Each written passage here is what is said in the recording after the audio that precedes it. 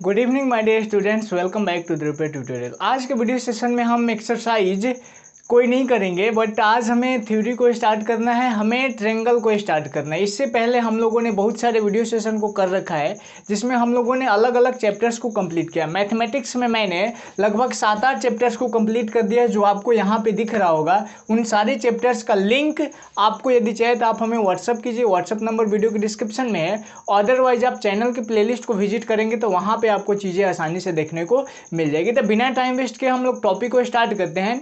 इस टॉपिक में, इस लेसन में हमें बस त्रिभुज के बारे में पढ़ना है, लेकिन ये जो पहला एक्सरसाइज है इसमें आपको क्या करना है ना कि समरूप आकृति और सर्वांगसम आकृति के बारे में समझना है ध्यान से।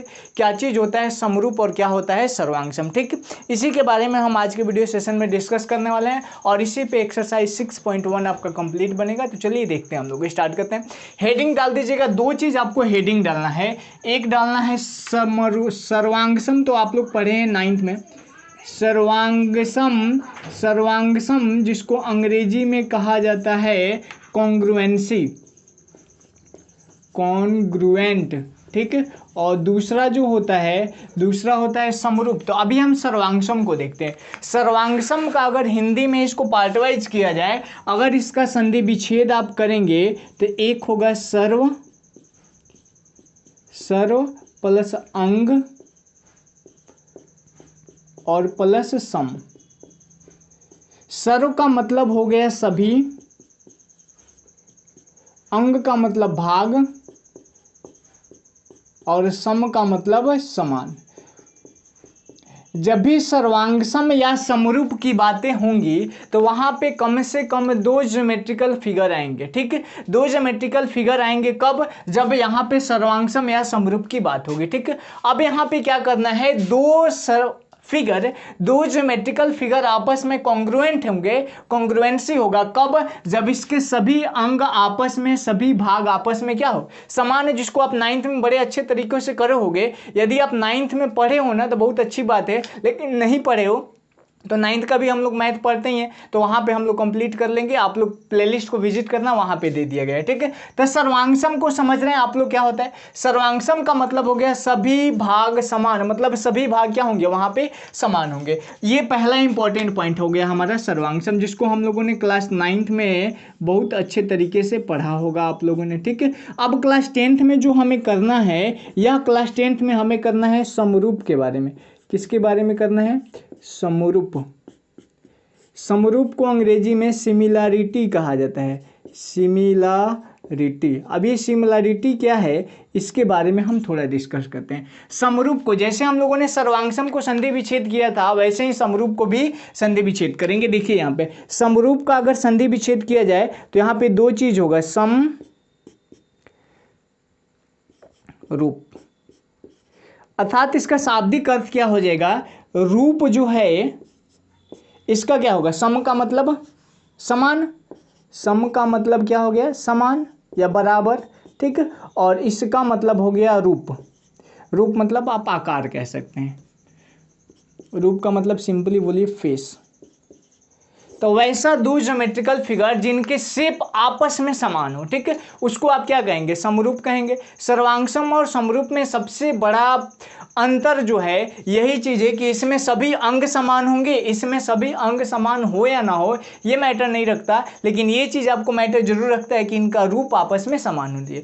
जैसे एक चीज़ मैं बताता हूँ, मैं छोटा छोटा एग्जाम्पल लेके समझाता हूँ। यहाँ पे मैंने आपको 2 सर्कल का फिगर दिख रहा होगा। दोनों सर्कल का आकार जो है ऐसे देखने में लग रहा है ना कि दोनों सेम ही है भी, मतलब दोनों का आकार सेम है। तो दोनों सर्कल का आपस में सभी अंग समान है, और सभी अंग समान कब होगा, इन दोनों मार्कर का सभी अंक समान कब होगा, जब पहले मार्कर के ऊपर दूसरे मार्कर को रखा जाए तो पहले मार्कर जो है पूरी तरह से ढक जाए, ठीक। और जब पूरी तरह से ढक जाएगा तो वो क्या हो जाएगा, सर्वांगसम हो जाएगा।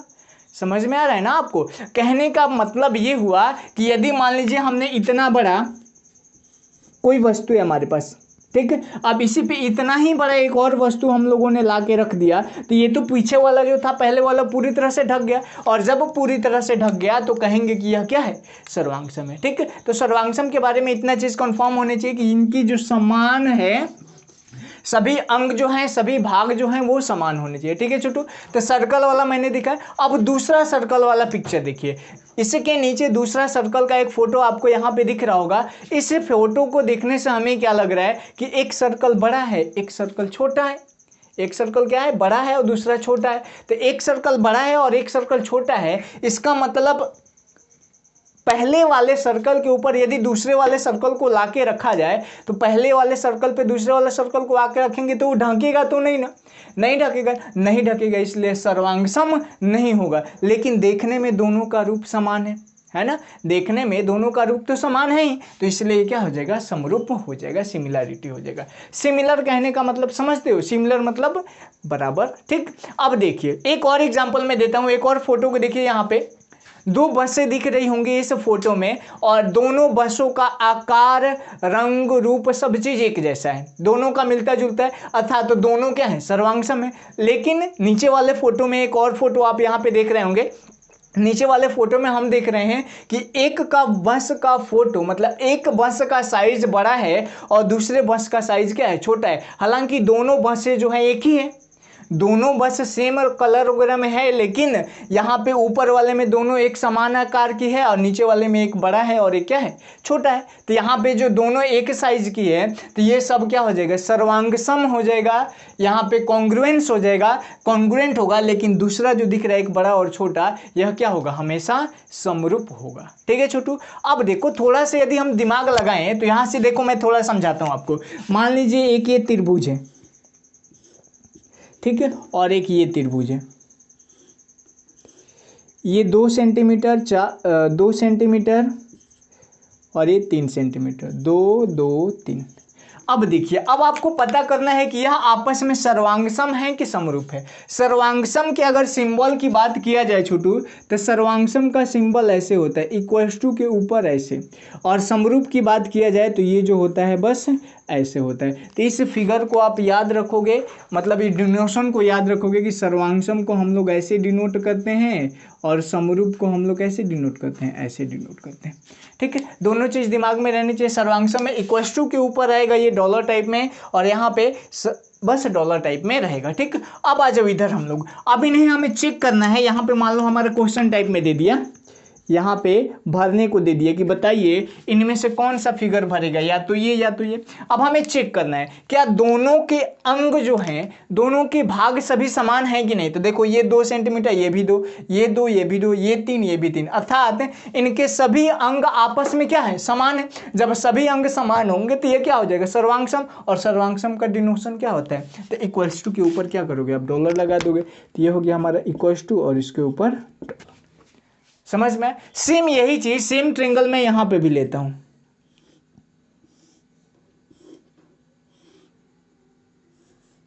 ठीक, अब देखिए यहां पे दोनों फिगर आपको दिख रहा होगा, ये थोड़ा सा कर्व हो गया ना, तो इसको स्ट्रेट कर देते हैं। चलिए यहां पे दे दिया इसको 2 2 3 और यहां पे दे दिया 3 3 4। समझिएगा थोड़ा सा, यहां पे हमें देखने में ये चीज लग रहा है कि यहां पे देखिए इसकी लंबाई इससे अधिक है, मतलब इसके अंग समान हमें दिखे, बिल्कुल नहीं दिखे। तो अंग समान नहीं दिखा तो इस सर्वांगसम क्या होगा, नहीं होगा। लेकिन यदि सिमिलर की बात किया जाए तो ये भी जैसा है वैसा ये भी है, दोनों का रूप सेम है, लेकिन इसका जो साइज है साइज में कम या अधिक आ गया। अब देखो साइज घटना कैसे चाहिए, तो समान अनुपात में घटनी चाहिए। समान अनुपात क्या होता है इसको समझाने के लिए, अच्छा यहाँ पे पहले क्लियर कर लेते हैं। तो ये सर्वांगसम होगा कि समरूप होगा, तो जाहिर सी बात है इसके अंग समान नहीं है तो सर्वांगसम नहीं होगा, और ये कैसा हो जाएगा, समरूप हो जाएगा। दैट्स वाई हम लोग इसके बीच में ये सिंबल को कर देंगे। ठीक है, तो आप इसको भर लोगे।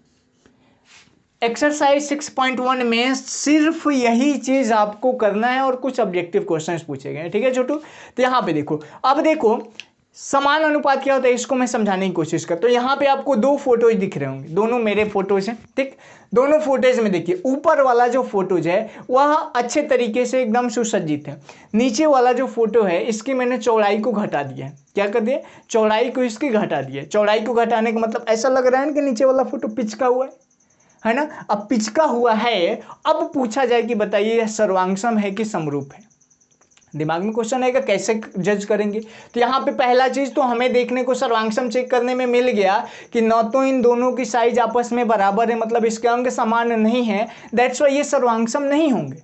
तो दूसरा क्वेश्चन आता है समरूप होंगे। तो समरूप कैसे होंगे, तो देखिए लंबाई और चौड़ाई दोनों सेम मात्रा में घटनी चाहिए। इस फोटो में लंबाई चौड़ाई का अनुपात जो है समान है, अगर उसी मात्रा में इसको छोटा करके लिया जाता है यहाँ पे, तब हम कहते हैं कि समरूप है। लेकिन यहाँ पे बस चौड़ाई को पिचका दिया गया है, लंबाई को जैसे है वैसे ही रखा गया है, ठीक है। तो यहाँ पे अनुपात बराबर नहीं है, दैट्स वाई ये दोनों फिगर न तो आपस में सर्वांगसम होंगे और न ही आपस में समरूप होंगे, ठीक है। अब इसी फोटोज को मैं दूसरे तरीके से समझाता हूँ। यहाँ पे देखिए एक फोटो बड़ा दिख रहा होगा, यहाँ पे बड़ा फोटो दिख रहा है वही फोटो, और यहाँ पे नीचे जो है एक छोटा फोटो दिख रहा है। बड़ा फोटो और छोटा फोटो में आपको डिफेक्ट क्या दिख रहा है, यहाँ पे देख रहे हैं हम लोग कि यहाँ पे चौड़ाई के साथ इसको घटाया गया है, दैट्स वाई ये दोनों फिगर जो हैं, दोनों फिगर आपस में समरूप होंगे न कि सर्वांगसम होंगे। तो सर्वांगसम और समरूप आपको अच्छे से समझ में आ गया होगा। अब हम एक्सरसाइज की तरफ मूव करते हैं, ठीक है। इतनी सारी चीज़ों को मैं मिटाता हूँ। एक चीज दिमाग में और बैठा लोगों कि ये जो सदृश्य होता है ना, बुक में कहीं कहीं सदृश्य लिखा है, तो सदृश्य को समरूप कहा जाता है, ठीक है। इसको सिमिलर अंग्रेजी में दोनों का होता है। अच्छा एक पॉइंट्स आप याद रखोगे, यहाँ पे देखो मैं एक फिगर देके समझाता हूँ। यह एक स्क्वायर है और सेम साइज का मैं एक स्क्वायर ले रहा हूँ, ठीक है। बनाने में इधर उधर हो सकता है, लेकिन ये भी 2 2 2, इसका डायमेंशन क्या है 2 2 है। तो ये दोनों फिगर आपस में क्या है सर्वांगसम हो जाएंगे, क्योंकि इनके सभी अंग समान है, सर्वांगसम हो जाएंगे ना, ये दोनों फिगर सर्वांगसम हो जाएंगे। लेकिन अगर समरूप की बात कहा जाए तो देखो दोनों फिगर एक ही जैसा है, तो यह समरूप भी हो जाएगा, समरूप भी हो जाएगा। लेकिन सेम यहां पे फिगर की बात किया जाए 3 3 3 3, और इसी अनुपात में इसको घटा के हम लिखते हैं 2 2 2 2। अब देखिए दोनों फिगर के अंग जो हैं समान नहीं हैं, इसलिए सर्वांगसम जो होंगे क्या होंगे छोटू, सर्वांगसम ये नहीं होंगे, सर्वांगसम नहीं होंगे। लेकिन इनका अनुपात समान अनुपात में, दोनों का फोटो एक जैसा लग रहा है ना, इसको मिटा देते हैं, ठीक है। तो ये देखने में लगेगा तो ये क्या हो जाएगा हमारा समरूप हो जाएगा, है ना। ये हो गया हमारा समरूप, ये हो गया हमारा सर्वांगसम। देखो इन चीजों को हमें देखने से एक कंक्लूजन यहां पे निकलता है। वह क्या कंक्लूजन निकलता है कि जितने भी सर्वांगसम होते हैं वो सभी समरूप होते हैं। मतलब जितनी ज्यामितीय आकृतियां सर्वांगसम होंगी वे समरूप होंगे, लेकिन जितनी भी समरूप आकृतियां होंगी वह जरूरी नहीं है कि सर्वांगसम हो, ठीक। तो यहां से नोट यही निकलता है कि सभी सर्वांगसम ज्यामितीय आकृतियां, सभी सर्वांगसम ज्यामितीय आकृतियां,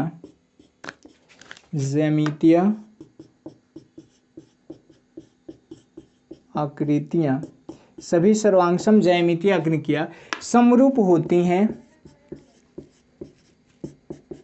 समरूप होती हैं, परंतु सभी समरूप ज्यामितीय आकृतियां, समरूप ज्यामितीय आकृतियां, सभी समरूप ज्यामितीय आकृतियां सर्वांगसम नहीं होती, सर्वांगसम नहीं होती, ठीक है छोटू। इस नोट को आप दिमाग में याद रखोगे। ये कंक्लूजन निकला कहां से है, तो इस फिगर के द्वारा निकला है। तो अब हम लोग स्टार्ट करते हैं अपने एक्सरसाइज 6.1 को, देखते हैं क्या है क्या नहीं है। अब आते हैं एक्सरसाइज 6.1 पे। 6.1 के क्वेश्चन जितने भी हैं सब ऑब्जेक्टिव टाइप के क्वेश्चन है, एक लाइन में बनने वाले हैं, जिसको मैं पढ़ते जाता हूँ और समझाते जाता हूँ, ठीक है। एक्सरसाइज 6.1 में पहला क्वेश्चन टाइप फर्स्ट में पहले का पहला क्वेश्चन कह रहा है कि 2 सेंटीमीटर भुजा वाले सभी वर्ग डैश होते हैं। तो 2 सेंटीमीटर भुजा वाले सभी वर्ग का मतलब क्या हुआ कि आपके पास एक वर्ग दिया है, ठीक है, इसकी सभी भुजाएं 2 सेंटीमीटर है। तो ये दोनों भुजा ऐसे जितने भी आप वर्ग लोगे, इन सभी मान लीजिए 2 वर्ग को हम लोगों ने ले लिया। अब यहाँ पे बताइए यह सर्वांगसम है तो सबकी भुजाएं आपस में समान है तो सर्वांगसम है, समरूप है तो जब सर्वांगसम है तो समरूप भी है, तो यहाँ पे समरूप भी हो गया। इस वजह से इसमें जो भरने वाला चीज है उसमें भरोगे सदृश और सर्वांगसम दोनों, क्योंकि सदृश को ही समरूप के नाम से जाना जाता है। इसको दोनों का अंग्रेजी में सिमिलैरिटी के नाम से जानते हैं। सेकेंड क्वेश्चन पे आइए, करे समान त्रिज्या वाले सभी वृत्त होते हैं। समान त्रिज्या वाले, तो एक आप वृत्त का फिगर बना दीजिए।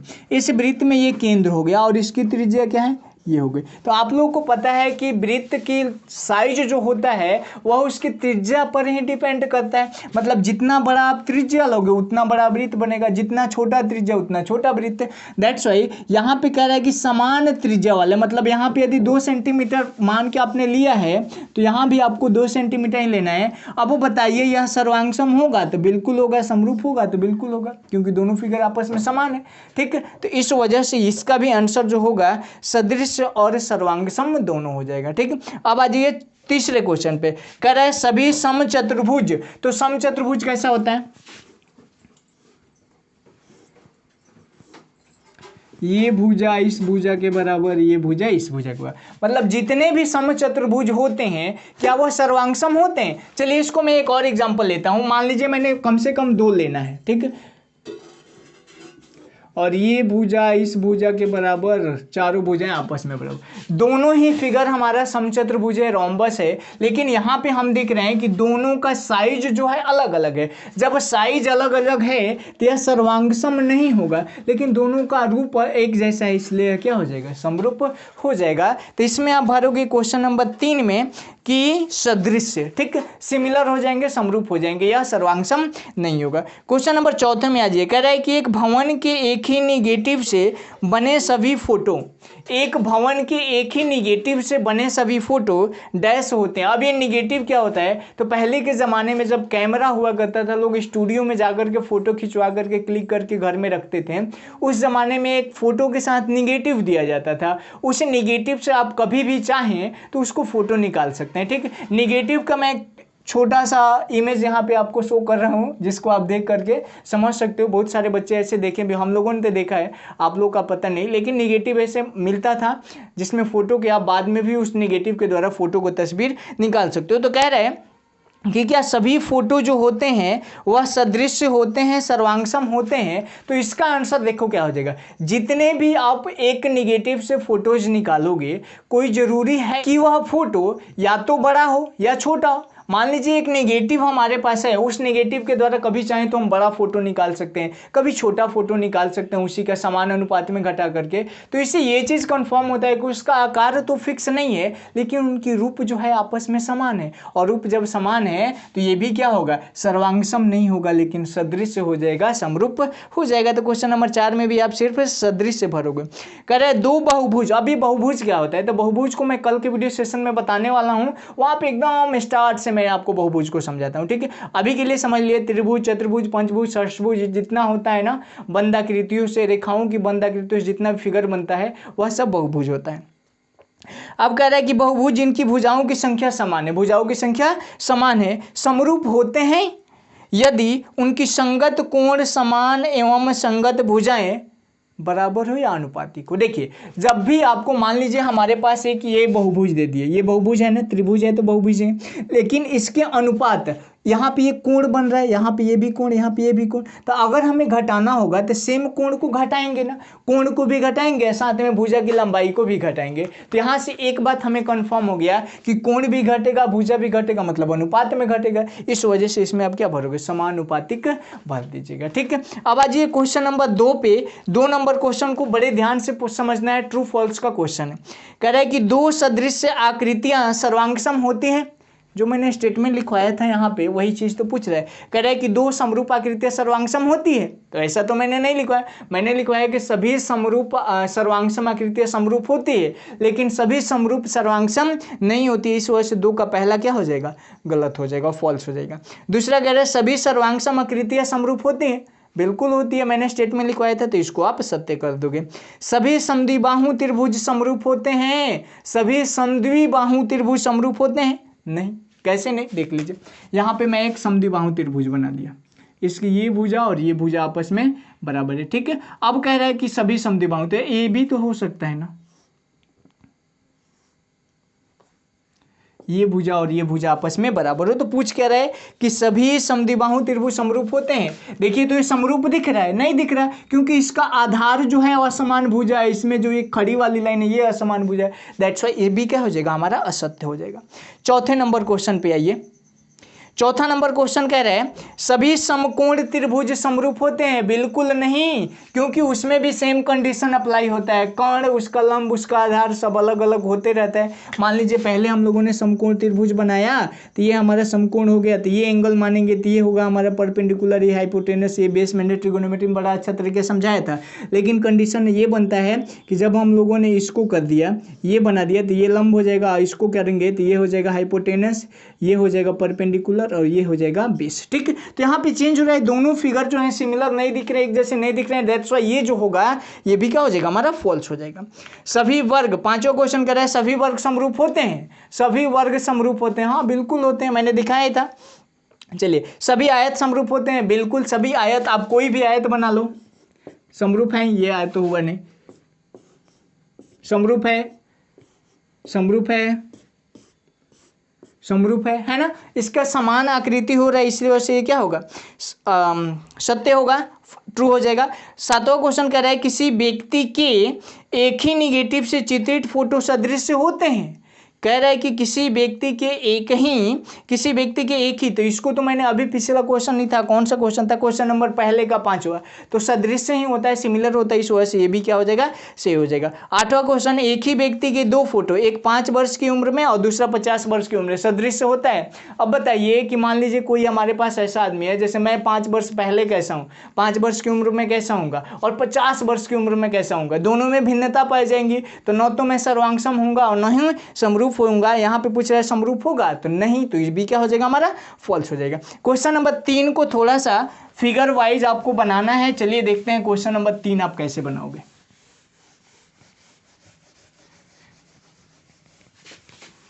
बुक को आप सामने रख के करोगे, ठीक है। चलिए क्वेश्चन नंबर 3 को देखते हैं छोटू। 3 नंबर क्वेश्चन कह रहा है कि निम्नलिखित के दो उदाहरण दे, दो को सर्वांगसम आकृति का उदाहरण देना है। तो सर्वांगसम आकृति,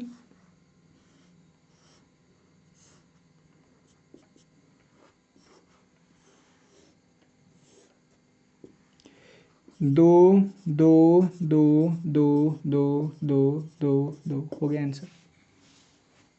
दूसरा कह रहा है कि सदृश आकृतियां जो सर्वांगसम नहीं है, तो सदृश आकृति होनी चाहिए लेकिन वो सर्वांगसम नहीं होना चाहिए। अब देखिए ये दूसरा था, ये पहला कह रहा है कि सदृश होने चाहिए मतलब समरूप होना चाहिए। तो ये देखिए तो, और ये देखिए, दोनों फिगर देखने में समान रूप का लग रहा है, सदृश लग रहा है, लेकिन इनकी जो भुजाएं हैं वह कम अधिक है, इस वजह से यह क्या है सर्वांगसम नहीं है परंतु समरूप है। दूसरा हो गया। तीसरा कह रहा है असदृश आकृतियां, तीसरा क्या कह रहा है असदृश आकृतियां, तो एगो त्रिभुज बना दो, एगो चतुर्भुज बना दो, देखो असदृश हो गया, समलर नहीं दिख रहे हैं तो हो गया। तीनों का क्वेश्चन देख लीजिए, 3 नंबर क्वेश्चन। अब आ जाइए क्वेश्चन नंबर टाइप 2 का 4 नंबर क्वेश्चन से बाकी सब हवा की तरह उड़ जाएगा। फिगर देखो आंसर आ जाएगा। पहला फिगर 4 नंबर का कह रहा है, एक चीज दिया है, चलो फिगर को मैं थोड़ा सा कोशिश करता हूं समझाने को। 4 नंबर क्वेश्चन देखिए, 2 फिगर दिया है यहाँ पे, एक दिया है यहाँ पे 10 centimetre, 8 centimetre, 6 centimetre, P Q R और ये परपेंडिकुलर है, ठीक। उसके बाद इधर आ जाइए, यहाँ पे एक छोटा सा ट्रेंगल दिया है, राइट एंगल ट्रेंगल, ये दिया है 4 5 3 और यहाँ पे दिया है ए बी सी। अब बताओ इसमें क्या कह रहा है कि समकोण त्रिभुज समरूप है या नहीं, सिमिलर है या नहीं। तो सिमिलर में देखो दोनों का फोटो नहीं देखना है, आप इनका अनुपात देख लो, 8 का आधा 4, 10 का आधा 5 और 6 का आधा 3, मतलब समान अनुपात में सभी भुजाओं का आधा किया गया है, दैट्स व्हाई ये समरूप क्या है। तो यहाँ पे लिखोगे यस, हाँ दोनों आकृति आपस में क्या है समरूप है और देखने में भी दोनों एक ही जैसा लग रहा है, ठीक, चलो आ जाओ क्वेश्चन नंबर 5वां पे। 5वां नंबर क्वेश्चन देखो, बताएं कि निम्नलिखित आयत युग्म समरूप है या नहीं। तो दोनों देखो समान रूप है ना, 5 दोनों समान रूप है ना, तो यहाँ पे लिख देंगे यस। 6 नंबर क्वेश्चन कह रहा है चतुर्भुज युग्म समरूप है या नहीं है। तो एक देखो, एक हमें दिया है वर्ग दिया है और दूसरा आयत दिया है, तो वर्ग और आयत कभी भी आपस में समरूप कह रहा है ना, समरूप नहीं हो सकता। इस वजह से यहाँ पे क्या लिखोगे, नहीं है, समरूप नहीं है। चलिए आगे आइए 7 नंबर क्वेश्चन में। 7 का पहला फिगर देखिएगा, तो एक दिया है हमें आयत, दूसरा दिया है समांतर चतुर्भुज। तो आयत समांतर चतुर्भुज है, इस वजह से ये दोनों समरूप नहीं है। समान रूप का देखो ना, नहीं है, लेकिन दूसरा क्वेश्चन जो है दूसरे का पहला फिगर छोटा है लेकिन उसी का बड़ा वर्जन दे दिया है दूसरा, तो दूसरे का दूसरा यस, 7 का तीसरा दूसरा यस हो जाएगा। 7 के तीसरा की अगर बात करें तो एक दिया है हमारे पास चतुर्भुज वर्ग और दूसरा दिया है आयत, तो पूछ रहा है समरूप है कि नहीं। तो वर्ग और आयत कभी भी समरूप नहीं होता है, तो नो हो जाएगा। क्वेश्चन नंबर 4 देखिए, क्वेश्चन नंबर 4 कह रहा है एक दिया है हमारे पास आयत, तो उसी को ऐसे घुमा करके दिया है, तो ये भी कह रहा है समरूप है या नहीं, तो ये भी समरूप नहीं होगा। ठीक है, तो ऐसे करके हम लोगों ने पूरा क्वेश्चन कंप्लीट कर दिया। बाकी के जितने भी थ्योरीज हैं, इसके आगे जितने भी थ्योरीज आएंगे उनको हम कल के वीडियो सेशन में देखने वाले हैं। आज के वीडियो सेशन में हम इतना रहने देते हैं। बहुत बहुत धन्यवाद आप लोगों को, जल्दी मिलते हैं नेक्स्ट वीडियो सेशन में। तब तक के लिए bye bye, take care, that's all.